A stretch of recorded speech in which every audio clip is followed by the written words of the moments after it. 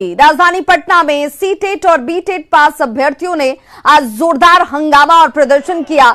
हजारों की संख्या में पटना की सड़कों पर उतरे ये अभ्यर्थी सरकार के खिलाफ जमकर नारेबाजी करते नजर आए और भर्ती के लिए विज्ञप्ति निकालने की मांग को लेकर जोरदार प्रदर्शन किया गया। प्रदर्शनकारी सचिवालय की ओर आगे बढ़ रहे थे, लेकिन इनकम टैक्स चौराहे से पहले डाक बंगला चौराहे पर इन्हें रोक दिया गया।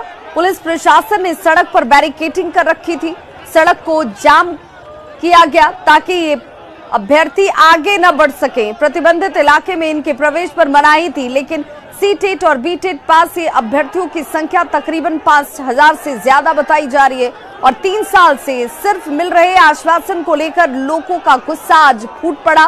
प्राथमिक विज्ञप्ति निकाले जाने की मांग पर आज ये पटना की सड़कों पर हंगामा और प्रदर्शन करते नजर आए। और संवाददाता संजय हमारे साथ इस वक्त सीधे लाइव जुड़ गए हैं पटना से। संजय, इस वक्त क्या हालात हैं? क्या इन अभ्यर्थियों की मांगों पर विचार करने के लिए कोई डेलीगेशन बातचीत करने को तैयार हुआ है?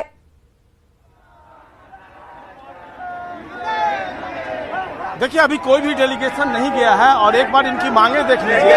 इनकी जो मुख्य मांगे हैं वो यही है कि 7वें चरण की विज्ञप्ति जारी हो, 6ठे चरण की बची हुई 52,000 सीटों का विखंडन कर 7वें चरण में जोड़ा जाए, महिला अभ्यर्थियों की अनुपलब्धता में उसी कोटि के पुरुषों की बहाली हो, बहाली की प्रक्रिया जो है वो डोमिसाइल, ऑनलाइन और सेंट्रलाइज्ड हो। और ये जो है ये सभी प्राथमिक शिक्षक में 7वें चरण की काउंसलिंग के लिए जुड़े हुए हैं। और अब भी वही तस्वीर कमोबेश वही है जब आपसे बात हो रही थी विवाह, और अभी भी हजारों की संख्या में अभ्यर्थी डाक बंगला चौराहे पर खड़े हैं और लगातार अपनी मांगों को लेकर यहाँ प्रदर्शन कर रहे हैं। एक बार केवल संक्षेप में बताइए क्या मांगे? हम लोगों को 7 फेज का नोटिफिकेशन चाहिए, प्राइमरी और माध्यमिक, प्राइमरी और 1 to 8 तक हमें विज्ञप्ति चाहिए। मांग रखे हैं लेकिन सरकार लॉलीपॉप देती है।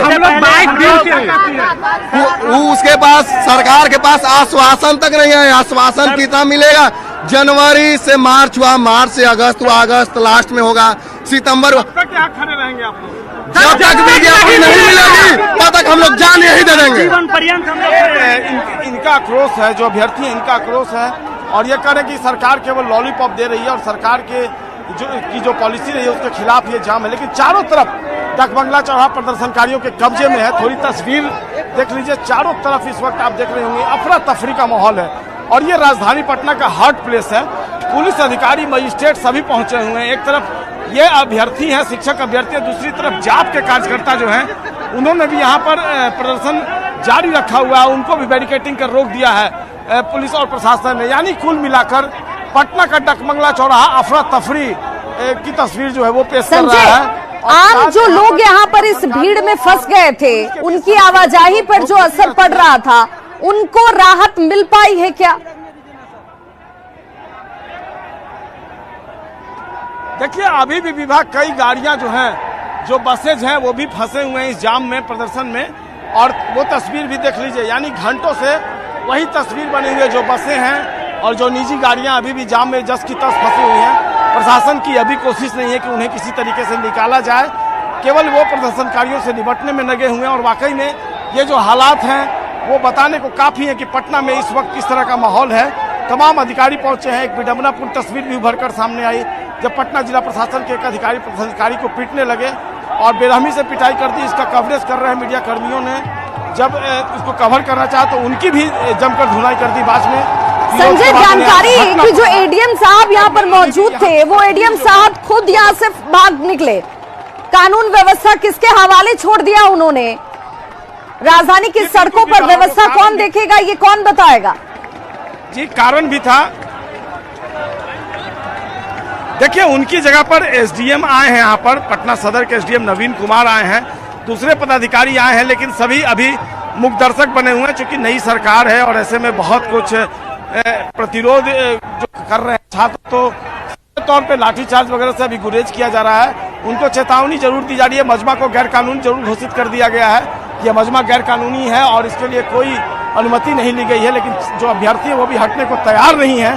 देखना होगा बात कहां तक जाती है फिलहाल। जी बहुत बहुत शुक्रिया संजय तमाम जानकारी के लिए। तो पटना के डाक बंगला चौराहे पर भीषण जाम की स्थिति देखिए, हमारे सहयोगी तस्वीरें आपके सामने पहुंचा रहे हैं। और कई यहां पर जो लोग प्रोटेस्ट कर रहे थे अभ्यर्थी, उनकी पिटाई भी की गई। और तस्वीरें देखिए आपके सामने, जहां पर हालात ऐसे बन गए कि इस कवरेज को करते हुए मीडिया कर्मियों को भी रोका गया कि आप इन तस्वीरों को कैमरे में कैद नहीं कर सकते हैं। डाक बंगला चौराहे पर एडीएम लॉ एंड ऑर्डर के सिंह ने एक प्रदर्शनकारी की बर्बरता से देखिए पिटाई कैसे कर दी, जिससे वहां अफरा तफरी मच जाती है।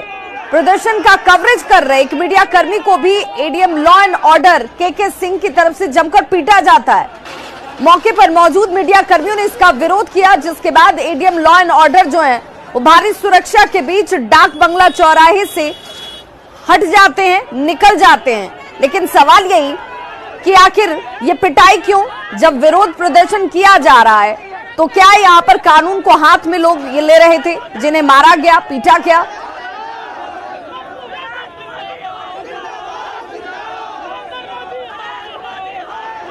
तो पटना में डाक बंगला चौराहे पर भारी जाम की स्थिति अभी भी जस की तस बनी हुई है। एक तरफ शिक्षक अभ्यर्थी अपनी मांगों को लेकर यहां पर डटे हुए हैं, तो दूसरी तरफ जाप के कार्यकर्ता भी अब प्रदर्शन करते हुए सड़क पर मौजूद हैं। दो तस्वीरें आपके टीवी स्क्रीन पर, जहां पर शिक्षक अभ्यर्थियों का प्रदर्शन और जाप कार्यकर्ताओं का प्रदर्शन। दो तस्वीरों के जरिए राजधानी पटना के सड़कों की स्थिति और इस जाम में फंसे हुए लोगों के हालात को समझा जा सकता है। यहां पर 5000 से ज्यादा ये शिक्षक अभ्यर्थी सड़कों पर मौजूद हैं, जो विज्ञप्ति जारी करने की मांग कर रहे हैं। और जब तक इनकी मांगों पर कोई ठोस कदम नहीं उठाया जाता, ये सड़कों से हटने को तैयार नहीं है।